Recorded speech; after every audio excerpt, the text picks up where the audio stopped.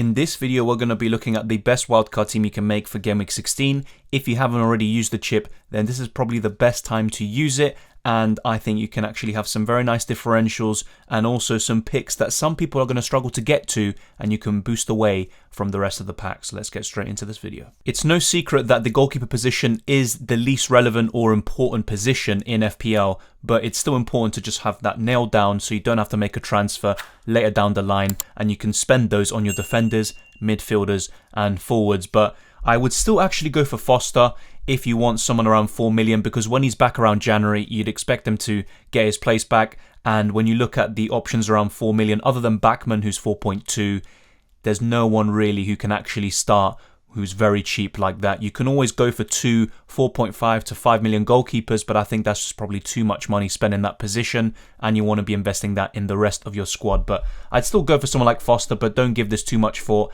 And as for the actual main goalkeeper who's going to be starting for you, there's a choice here between Aaron Ramsdale, David De Gea, and still Robert Sanchez. The problem though is that Brighton are decimated by injuries and suspensions. I believe they have around 8 heading into the Spurs game, which could also be called off because of Spurs and their COVID outbreak there. But I would probably then look at David De Gea or Aaron Ramsdale at this moment in time. And I'd still go for Aaron Ramsdale because even when he blanks or doesn't keep a clean sheet, he can get those extra points through saves and bonus points. He's much more likely to get them than David De Gea. But if you don't go for any United defenders like Alex Telles and the others I'll be discussing, then maybe go for David De Gea. He could be a nice long-term option up until February. Then the fixtures turn quite heavily, but really from now up until February there's a lot of games to be played, so I think it's probably worth going for the Spaniard.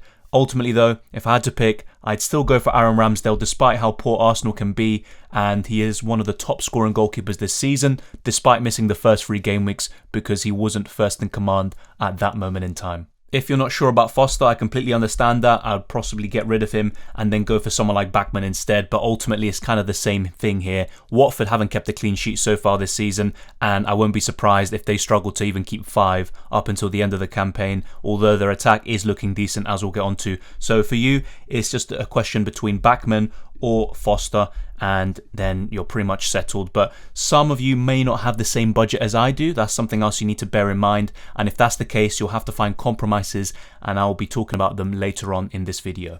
Now it's time for the defense, and I'd still try to keep quite a similar structure to before, but instead of going really big at the back with 4 or 5 big names, I would try to limit it to 3. So I would definitely still go for Reece James. He is my Chelsea defender of choice. Rudiger's not a bad option, same with Marcos Alonso. It looks like now he is not an injury concern anymore. He wasn't on the injury list in Thomas Tuchel's press conference. And I would cover Liverpool with Trent Alexander-Arnold. Having said that, you don't have to have any of these players. You can get a lot of points and do well without any of these 3 names I'm going to be mentioning here. So James, Arnold and Joao Cancelo.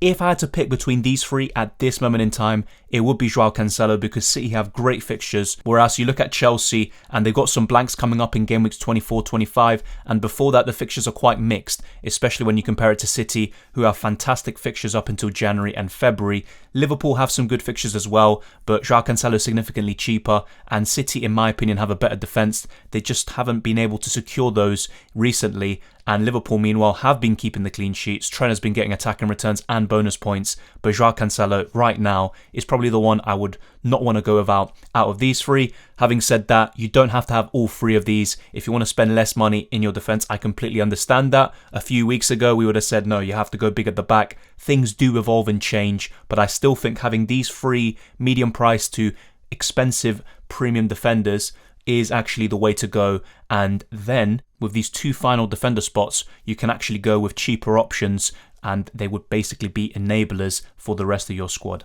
To complete the back line, we've gone with Diego Dalot and Tariq Lamptey, and I would consider Eric Dyer, Ait Nouri and a few other choices around that price, but there are a few reasons why I wouldn't go for them. So with Ait Nouri and Wolves, they've got poor games up until game week 21, so I'd be a bit off put by any Wolves players, to be honest, and I'd look to sell any of them even with normal transfers. Then you look at Eric Dyer. Spurs are decimated by COVID-19 at the moment, and Antonio Conte did reveal that 8 players and 5 staff have contracted COVID-19, and their game against Brighton could be called off. So you could look at it and say, well, why would you go with Lamptey? And with Lamptey himself, I have my doubts because 1, he's injury prone, and 2, Brighton are decimated by injuries and suspensions themselves. And that obviously will just hamper Brighton's chances of keeping a clean sheet. So it's a difficult one, but I still think Lamptey, with the attacking threat, with the bonus points potential, and he can get the occasional assist, all of that for only 4.5 million now is still good value for money. Then you look at all the other choices. Ben Johnson, he could be out for several weeks. He picked up a hamstring injury in the victory over Chelsea. So we're kind of limited with those options. You could maybe go for Shane Duffy. Because of all those injuries for Brighton, you could just go for a 4.2 million defender who can actually score from time to time. And when he does, he can give you some massive hauls. So it's up to you who you go for between Lamptey and Shane Duffy. But ultimately, there aren't too many options from 4.5 million and below. Another one you could consider if you have enough money is Vladimir Coufal at 4.7 million. He was a gem last season, and if he can start to pick up where he left off from the last campaign, he could be a great enabler this season too. So if you want, you can go for Vladimir Coufal or one of those Villa fullbacks like Matty Cash or Target when they're all fully fit. But yeah, if you want someone just cheaper, for me it has to be Tariq Lamptey. And even above him, actually, that I would rank at the moment is Diego Dalot. He looks to have nailed down that spot at Manchester United. Will that be a long-term thing? That's another question in itself. But right now, he's putting in some good performances. He was pretty decent against Arsenal. He was very good against Crystal Palace. So let's see what Ralph Rangnick makes of it with the situation between Dalot and Wan-Bissaka. But right now, if Dalot is nailed with those fixtures for Manchester United and you don't go for De Gea in goal, I would go for Diego Dalot to complete this defence. The ideal midfield on a wildcard is actually going to be very similar to what I have currently. There will be one major difference, but we don't want to just overcomplicate any of these positions. There are going to be other choices you can consider and maybe go for as a differential, but I think these will be the best 5 midfielders unless you actually decide to opt for a 3-5-2 or 4-4-2 formation and try to downgrade one of your attackers as well. But if you want a budget midfielder, I would narrow it down to just a few names: Jacob Ramsey, Douglas Luiz and Billy Gilmour. Norman's another one when he's fully fit too, but right now those 3 names are at the top of the list, and Douglas Luiz I'm pretty happy with, and Villa have some good fixtures coming up, so whenever needed he could actually get you maybe 3 to 5 points with an assist, a clean sheet or other factors coming into play. He is very important to Aston Villa. He's actually quite a very good ball progressor and he can get into some attacking positions at times and take some set pieces. So I would go for Douglas Luiz, but if not, you can go for Gilmour or Jacob Ramsey, who's also another very nice option. And now looking at the main midfielders, I wouldn't go for Conor Gallagher on a wild card. Having said that, in your normal team, you could consider maybe keeping him and giving him a chance. But the same kind of usual suspects. Mohamed Salah is just not up for discussion. Just get him in your team, even over the likes of Mane, Bruno Fernandes, etc. I would also go for Diego Jota. Some people will be considering selling him, and I'll be talking about this in my transfer tips video, but I would definitely go for Diego Jota as well, especially if the African Cup of Nations is pulled back earlier, which it seems like it is, to the 3rd of January. So players like Salah and Mane, depending on how far their respective nations go in the tournament, they could miss up to 5 game weeks potentially. Let's wait and see. It's all speculation at this point, but I think Diego Jota is a good option for the next month or so. I know he's very frustrating, very poor miss against Wolves, but I would go for Diego Jota. There's been a lot of talk recently about Bernardo Silva. Are his stats sustainable? Is he the new Gundogan? Will he be able to keep this form up? I believe so. I've brought him into my own team and I think he is probably the best Man City midfielder of choice. We look at the situation around the City midfielders. Kevin De Bruyne is back, and what happened in the last game in the Premier League?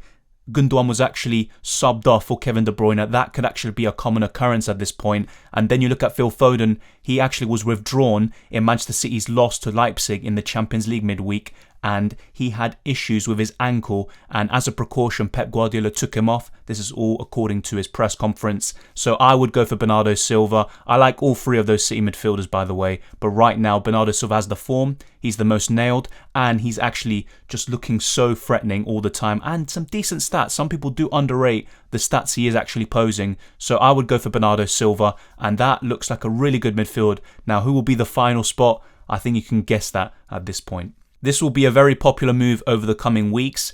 Jarrod Bowen is actually only owned by 4.5% of the game, and a lot of people are looking to get him in. A lot of people are talking about him, so you would think his ownership is higher, but it isn't. So he's a very good differential, and he could boost you up the ranks. Even a double up with him and Mikel Antonio, I would actually suggest doing that, and I think you could actually benefit from it in the long term. So Jared Bowen would be the best option around that price. I do slightly regret not going for him over Conor Gallagher a few weeks ago, but I'll be looking to rectify those mistakes for my own team. And on a wildcard, you can benefit from that. A lot of people will be taking hits for some of these midfielders like Bernardo Silva and Bowen, whereas you can actually just get them in straight away and I think benefit from them because they both have some very good fixtures. Their underlying stats are also good, especially Jared Bowen, who has been a constant threat, especially since game week 5. So here we have our attack. I've been talking about this in my streams and my previous videos. I think the best structure is having a premium striker like Cristiano Ronaldo, a medium price striker like Mikel Antonio, and a budget option like Dennis or King. I'll be talking about all of these, and you don't have to go with all three of them, and some of you may not be able to afford this whole team, so a few sacrifices you could make is actually going for Watkins instead of Antonio. I think Watkins from game week 17 onwards has fantastic fixtures, and he can actually push on even further under Steven Gerrard. And if not, you might have to downgrade one of your defenders, maybe to a 4 million option, especially Ben Johnson when he does come back from injury. I don't know when that will be at this moment in time. And maybe instead of Bernardo Silva, you could go for a cheaper choice in the midfield, but ultimately this would be the ideal team. Cristiano Ronaldo as well. Downgrading him would give you so much money to actually improve the rest of your squad. You could even have 8 attackers and upgrade Douglas Luiz to someone like a Smith Rowe. But I think Cristiano Ronaldo is worth it. You don't have to have him though. That's a key difference because Salah is such a reliable captain option and there's no need to captain Cristiano Ronaldo despite those very good fixtures. I just don't think you have to go for Ronaldo because over 12 million, you're not going to be captaining him. So why do you have to have him? Well, the answer is you don't. But the thing is, Cristiano Ronaldo could be a very nice bonus for you. You can captain Salah and have not a differential, but you can have another big hitter like Ronaldo scoring double digits against the likes of Norwich and some of those fantastic fixtures coming up for Man United. So I would go for Ronaldo. You can also maybe downgrade him and go for Bruno Fernandes in midfield. But with all the options that we've discussed like Bernardo Silva, Salah, Jota, Bowen, etc., I would probably go for Ronaldo up front. And you look at Harry Kane, for example, he's been awful all season. Spurs have a very big situation with COVID at the moment, and Jimmy Vardy has some poor fixtures, and that game week 17 fixture against Spurs could also be called off. So Ronaldo at this moment in time is definitely the pick of the bunch up front in terms of the premium strikers. Romelu Lukaku, watch this space, he could be very good in the coming weeks. But right now, it has to be Ronaldo with those fixtures. Just bear in mind, he might be rotated from time to time, especially when there are matches every 3 or 4 days. But when he does start, he could be a very, very good player for you. As I hinted at earlier, you could go for Watkins instead of Antonio and cover different teams. So you can have Bowen in midfield and then Watkins up front. But I would rather go for Antonio. His stats over the season have been great. And his second half performance against Chelsea was very encouraging. And that's more of the Antonio we know from the first 3 game weeks of the season. And when he clicks, he is just so frightening to watch sometimes as a non-owner. So I would go for Mikel Antonio and double up on West Ham's attack. I think they could do extremely well. There's no Europa League for the next few months for them, so they can just fully focus on the league. They will have the occasional cup run like the Carabao Cup and the FA Cup, which is coming up very soon. But right now, their full focus is on the league, and I think Antonio could do very well over the next 5 to 10 game weeks. And then we have the big question. Do you go for Dennis? Do you go for King? So I've actually heard some conflicting reports here in terms of Dennis. So as I talked about earlier, it looks like the African Cup of Nations could be pulled back even earlier to the 3rd of January, and that means someone like Dennis could miss more game weeks. But according to the Watford Observer, it looks like Dennis is actually not going to be anywhere near the plans for Nigeria, and they have other strikers who were actually above him in the pecking order. So there is a chance that Dennis doesn't even feature in the final squad. Remember, he did feature in the provisional squad, but that's different to the actual finalised squad that Nigeria will put out. And I think I've heard some stuff about reports of him not really getting on with the manager. I'm not sure about those. That's just some stuff I read. But I think there is a chance that Dennis doesn't go to the African Cup of Nations. And if that's the case, then you could just go for him over King. And I've been talking about this in so many videos extensively and streams, but ultimately King has the penalties. That's a big bonus. He operates in central positions, thus he gets more big chances. He has 10 this season compared to Dennis's 3. He has better XG, but in terms of shots and other metrics like that, expected assists, they're pretty identical despite the fact that King has played 1 game fewer. So statistically we can say that King is superior, so maybe his stats are a bit more sustainable than Dennis. And also you look at the fact that King, there's no chance of him going to the African Cup of Nations, whereas with Dennis there still is the odd chance that he does make it into the final squad for Nigeria, and that means he will miss some game weeks. But if he doesn't, I just think that Dennis is better on the eye test, he's a better player, more clinical, and I know he plays very wide, but he is an inside forward and he gets into some very promising positions. He's also more explosive. So there are arguments for both of them, and right now they're both pretty much the same price, 5.7, so you can't really factor price anymore into your decision making. I got in Dennis just before his final price rise, so I got him at 5.6, but ultimately right now it's pretty neck and neck. And if you look at it logically and statistically, King is the better option. So it's up to you who you go for, but I still would slightly favour Dennis, despite the fact that a week or two ago, I was more leaning towards Joshua King. And if Dennis doesn't go to the African Cup of Nations, I would actually put him just above in my own personal ranking. But both of them are good options, and both of them should do very well over the next 5 to 10 game weeks, just like Antonio. So that's it, that's the final wildcard squad. Let me know what you would change. I know some of them, like, for example, Lamptey, Ramsdale, you could possibly change. But I think the defence overall is pretty solid and the backline is fairly decent for the next few months. Let's see, when Foster comes back, who will be number 1 for Watford? That could be a bit of a difficult decision to make on the wildcard right now. Midfield, though, looks pretty solid. I think most people would go for this midfield. Having said that, Bowen is still a mega differential and could be the difference between a really good rank for you and maybe something that you're not too happy with. And the attack might seem a bit template. If you want to go for someone a bit more of a differential, then go for King over Dennis and maybe Ollie Watkins over Mikel Antonio. And you don't have to go for Ronaldo, as I talked about earlier, but he's still a very big plus for any team. Thank you very much for watching. If you enjoyed this video, smash the like button and subscribe if you're new around here. The links to the league and also the Discord server are in the description below, and you can follow me on Twitter and Instagram, Dylan_RCM, and we can talk there, same with the Discord server. Thank you very much to everyone who's been subscribing, helping the channel grow, and we're looking to get to 9,000 next and then 10,000 by the end of the season. That would be much appreciated. Good luck with Gameweek 16. Good luck with anyone using the wildcard, and even if you're not, you can use this video as a reference point for some of your transfers over the coming weeks, and there'll also be a transfer tips video coming out soon, so stay tuned and I'll see you next time.